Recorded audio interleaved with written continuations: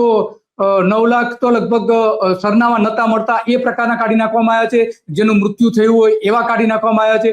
તો આ પ્રમાણે માત્ર 73 લાખ એટલે કે સમજો કે 74 લાખ જેટલા મતદારો તો એમાં નીકળી ગયા છે, અને બાકીના 12.5 લાખ આ અને બીજા બધા ગણીએ તો 1 કરોડ મતદારો ના નામ મતદાર યાદીમાંથી નીકળી જાય એ અત્યંત ગંભીર બાબત છે.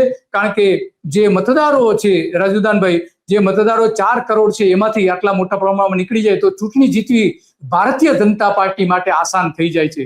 તો તમે આને કઈ રીતે મૂલવો છો? શા માટે આ રીતનું ચાલી રહ્યું છે એની થોડી વાત કરશો આપ? દેશમાં જોઈએ ને તો આખો દેશ જાણે આમના કબજામાં આવી ગયો હોય, જેનો રાજા વેપારી એની પ્રજા ભિખારી. અને બીજું, હવે ન્યાયતંત્ર હોય કે ઇલેક્શન કમિશન હોય કે ગમે તે હોય, હવે લોકો એવો પ્રશ્ન કરે છે કે આપણે આઝાદ છીએ કે નહીં, આપણી ઉપર કોઈ છે કે કોઈ સત્તા ચલાવી રહ્યા છે કે આપણે વહેંચાઈ ગયા છીએ કે શું થયું છે, આપણે ગુલામ બની ગયા છીએ. હવે પ્રજાના મતમાં તો આ ઘણા સમયથી આ જે ઈવીએમ મશીન હતું એની ઉપર જયારે સવાલ ઉઠ્યા ને ત્યારથી પ્રજાએ તો પોતાને ગુમાવી દીધું છે કે આ લોકોને આપણે મતદાન કરીએ તો પણ એ ક્યાં